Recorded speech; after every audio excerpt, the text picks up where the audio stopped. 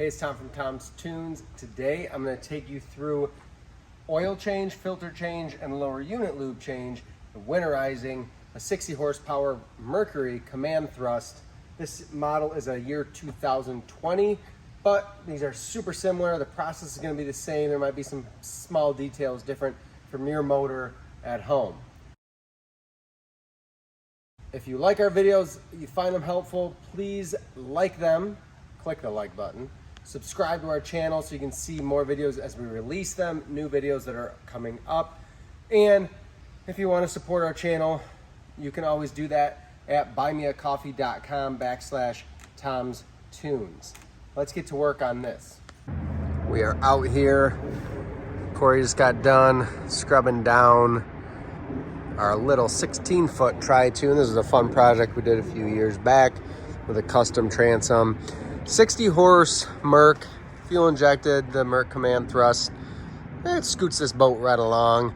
What I need to do before I get to changing the oil or anything is I'm gonna add this fuel stabilizer from Mercury. They have like a 1, 2, 3 series. This is number 3 to store. It's a stabilizer, it lubricates, it does everything you need to do. So I'm gonna add this to my gas tank per the instructions, and I'm gonna let this baby run for a good 10 minutes to make sure that I get that fuel into the engine. This last step with running it could be done your last trip out on the water before you pull it. I'm gonna hook the muffs up to the lower unit and run it on the hose. So this calls for an ounce for every 5 gallons. I've got a little over half tank of gas. It's a 9-gallon tank, so we'll put a couple ounces in here. Some folks, if you prefer seafoam, you prefer marine stable, do that. I've found over the years, doesn't seem to really matter exactly what you use as long as it's one of those quality products. It's more the fact that you actually use it. There's about 2 ounces. We'll give her a little shake around here, and then we can start the engine. Part of that winterizing process is changing out your water fuel separator and filter. If you don't have one of these on your boat, it's just a time bomb. You're gonna get water in your gas at some point. Why not put this in? It's like, I think these are $5-10 bucks to swap out every year. Just do it at the end of the season, pump some new gas into it, and you're good to go. This is the whole kit. So it's like 30 bucks for a whole kit. You might have to get a couple brass fittings for your fuel coming in and fuel going out, but it's easy swap. All I did is I put some 4-stroke motor oil on this rubber seal. Helps make it easy to get on and off. And this is one where I like to go a little tighter than hand tight. That's just me. So I do use a filter wrench, which is why it's gonna be a little harder to get off. I put a rag underneath. But once we get it loose, it's gonna thread right out. Be careful because you will have gas in this filter. Nope. Gee willikers. And just like that, that's how you dump a whole bunch of gas. Luckily, we got the rag here, so we'll dry that up real quick. Yeah, we'll let it air out for a little bit before we close it back up. This is a good thing. You can always test to see if you're getting water in your fuel system. Take this, put it into a clear bottle, let it sit and settle, and that'll tell you if there's water in your fuel, because the fuel will rise to the top, water will sit on the bottom. But we're just gonna set this to the side. I'm gonna try not to spill any more of it while we finish this up. All I need to do now, take my filter. There is a place to write the date on here. Usually by the time I twist this on and get it in position, you can't read what it says here, so you might write it another place. That's totally fine. But we just come underneath, thread that on. And if it's in an easier position for you, you could probably just hand tighten it, but we're just gonna give it a couple little twists with the wrench. Seat it up in there. And then just to make sure nothing's leaking, I usually give it a few primes from the primer bulb.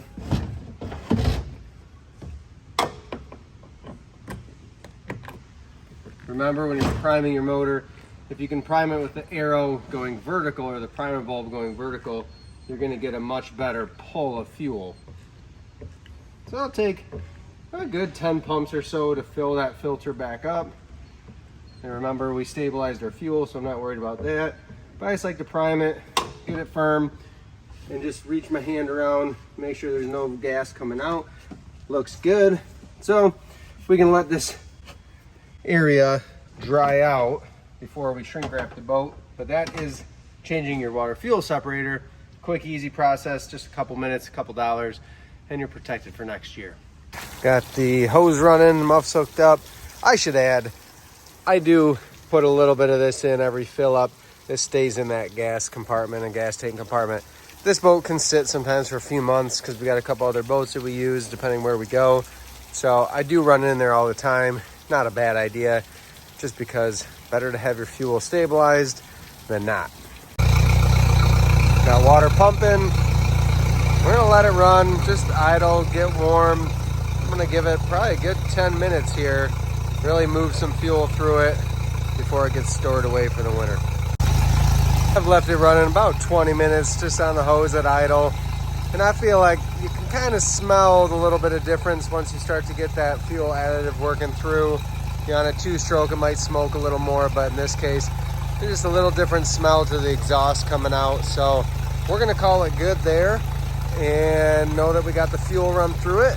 We'll back it inside and we're gonna take it through the oil change and the lube change to have it ready to store. So the first thing we need to do is pop our hood. On your motor, you've got an oil fill. So this yellow cap is an oil fill. You'll usually need a funnel for that.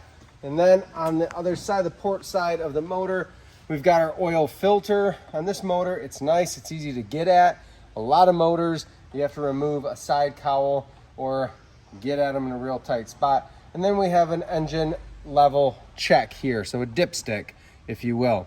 What we're gonna do before we mess with anything up top is we're gonna pull this drain plug out and drain the engine oil. I've already got my socket on there. And just so you know, when you pull this plug, it's gonna shoot out. There's gonna be a little projected oil spray. I've seen it before where people will put a little cardboard funnel and just tape it up here so it flows evenly. We're gonna fill it into this pan here.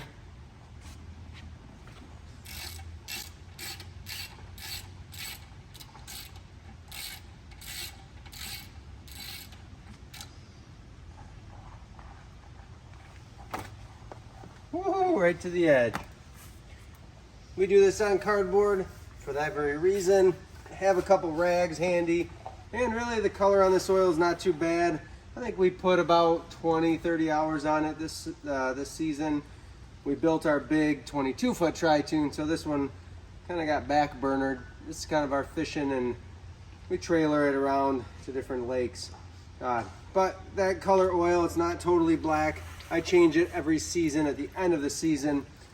The reason I like to do that, you have two options, especially in these cold weather climates. You're either gonna change it at the beginning of every season or at the end of every season, ideally. So I like to put fresh oil in it.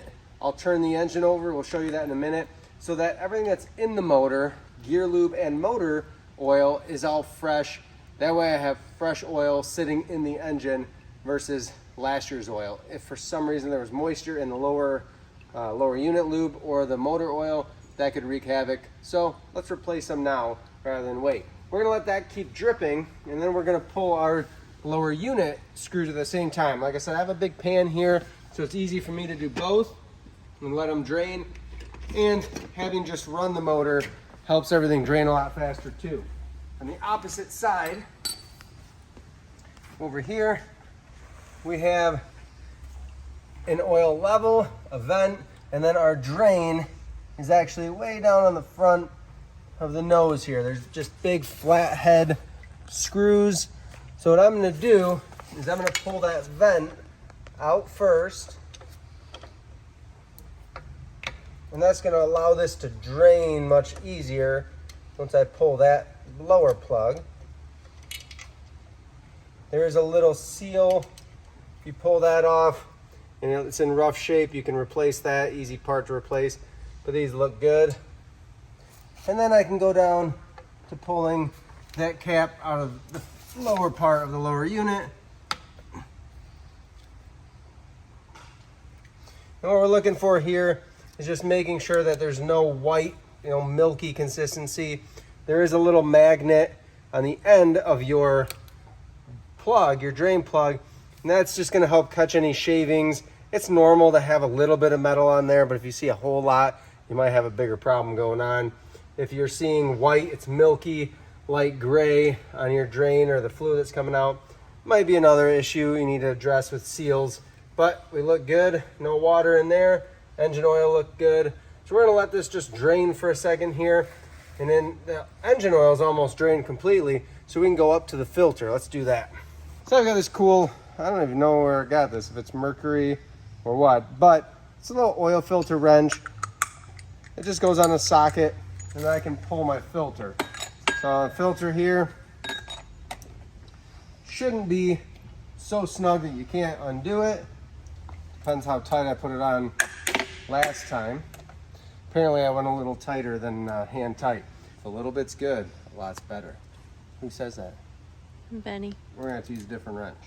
So if your little filter wrench won't work, you can always use some filter pliers.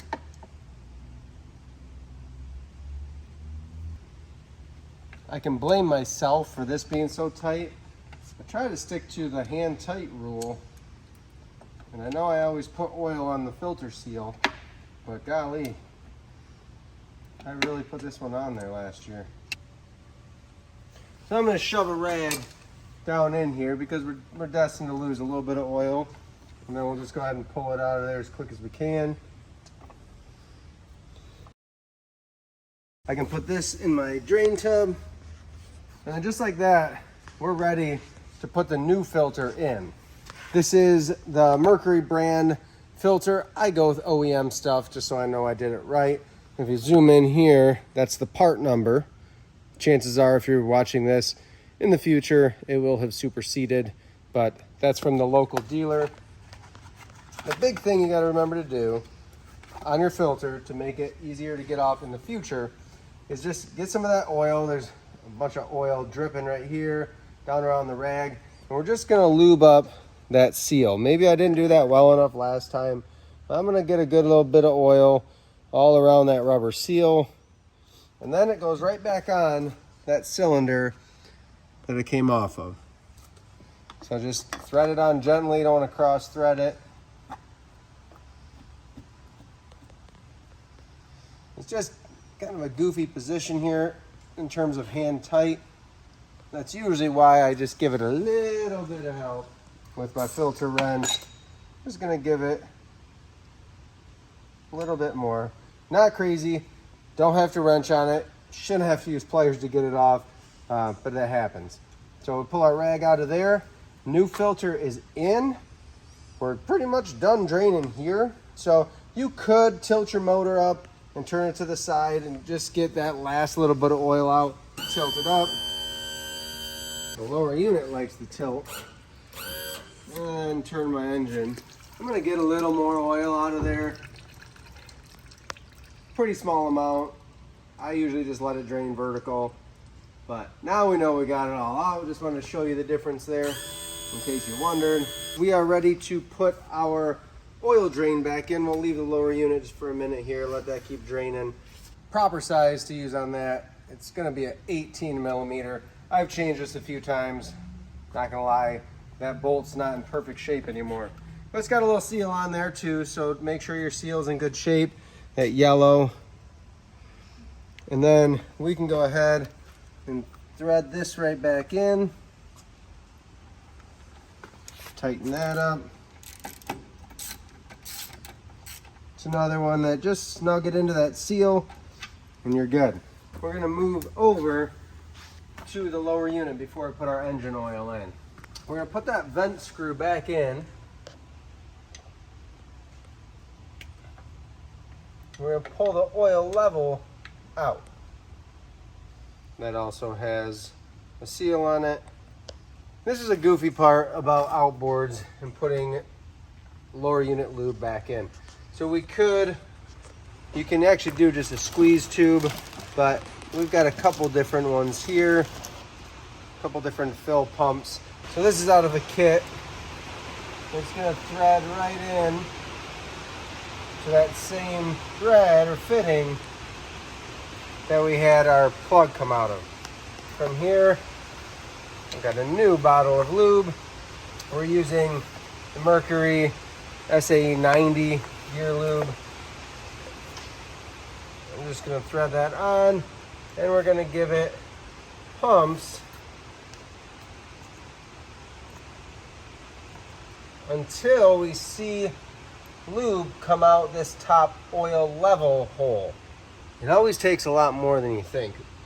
If you're changing the oil on a standard 60 horsepower or maybe a 50, they're the same engines as this. This is the command thrust, so we actually have a lower unit from a 90 horse on here. So it is going to take just as much lube as the 90. If you have that standard gear case, it's going to be a little bit smaller. It won't take quite as much gear lube. So the reason we fill from the bottom up is to prevent any air bubbles from happening. I know it seems so backwards. Why don't we just fill it from the top, fill it up. This keeps the air bubbles out. So what it's going to look like, this is the hole. As I pump, we're going to get some lube, some air coming out. So I like to give it just a couple extra pumps. And then I'm going to take that plug for my oil level hole, and I'm going to put that in first. We're going to go ahead and tighten that all the way. This is where things get real slippery. I don't think you could have enough rags around here. Here comes the fun part. It's going to get messy. That's what the cardboard's for. But I have to thread this out, and we know what's going to happen. We know the oil's going to come out of there. But by putting this back in first, we create a little vacuum. It's going to buy me some time. It's going to prevent this from pouring out. Just like when we pulled the vent to allow that to drain faster, if I didn't pull the vent, it would take a long time for this to drip out. So I'm going to go ahead, back this out, have my plug ready to go. If I lose a little bit of oil, that is okay. That's why we filled it all the way to the top and then some. Grab my screwdriver here. I'm gonna get it as tight as I can with greasy hands. I'll clean my hands up. I'll go back and tighten all those one more time. Wipe off that excess lube. And once I tighten those down firmly, the lower unit lube is done. It's a little windy outside. We got some good trees behind us, like to fall on our roof there. If you do this once a year in your garage, just have a devoted bin or something or box. This can get real messy. That's what that is for me. I'm gonna put my lid back on here.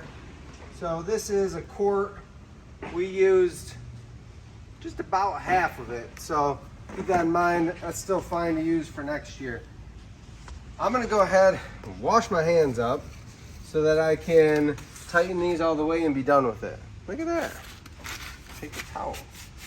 Clean that screwdriver off a little bit. Highly don't recommend this. It's how you figure out where you cut your hands. No parts cleaner.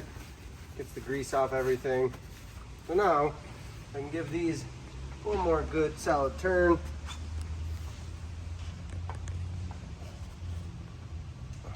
Wipe up any excess oil. Lower unit's good. Filter's in. We're gonna go ahead and fill this with oil.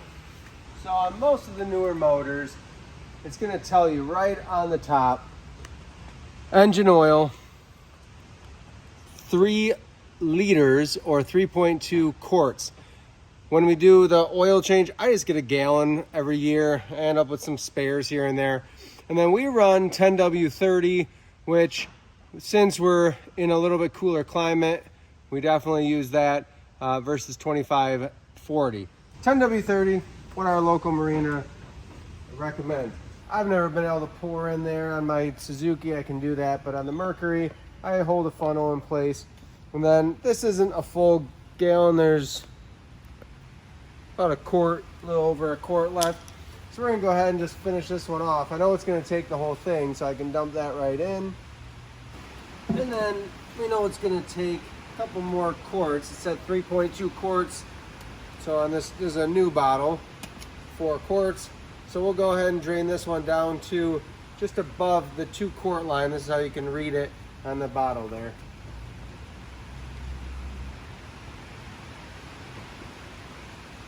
That should put us right around 3 quarts, maybe a hair over.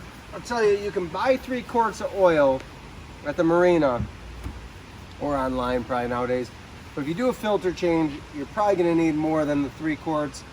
When we come over to our dipstick, Just like checking the oil in your car, this just has a little lever we flip up that releases it, and we can pull it out. So a pretty short little dipstick. We're gonna clean it off nice with a paper towel. What we have on here is a add. We have that check marked area. So we can get that in focus. Yeah, there we go. So we have our low hole and our high hole, our full hole. On an outboard, anywhere from about 3/4 to full is gonna be plenty of oil. So what I'm gonna do is I'm gonna try to get it to the full line, and then I'm gonna crank the motor over a couple times, move some oil, and then we'll check it again. So actually, if you look, we're just a hair beyond that full line, but watch this. I'm gonna go crank the engine, pull our funnel here, put our plug in. The safe way is to add a couple quarts, check your dipstick, add a little more, check your dipstick. I've done it a whole bunch on this motor. I think we've got this 150 to 200 hours or something the last couple years, so this boat's been nicely used. What I'm gonna do is pull my safety lanyard off so the engine can't turn over and fire. Never, ever, ever, ever, ever in a million years start your motor without water to it. It might not burn it up if you just start it for a quick second, but you might smoke your impeller, your water pump impeller, burn up the rubber, or get a weak suction and then blow your motor up down the road. So pull that safety lanyard, that way your engine can't fire, and we can move the oil. Let's try that real quick.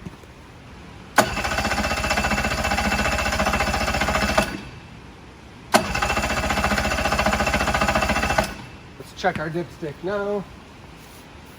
Pull it, give it a wipe. And just like that, from letting it turn over, now we're right at the max line. I like where that oil is. It looks beautiful in there. We are all set. Put our dipstick back. Make sure we're tight on our cap. This motor is winterized. We ran it on the stabilizer and the fuel for about 20 minutes. We changed the lower unit lube, flushed the old, put new in. We drained the engine oil, put a filter in. Without recording this, if you're at home, you've done it a couple times, you're not slowing down, explaining everything, this is only gonna take you probably 15, 20 minutes to do all of this stuff.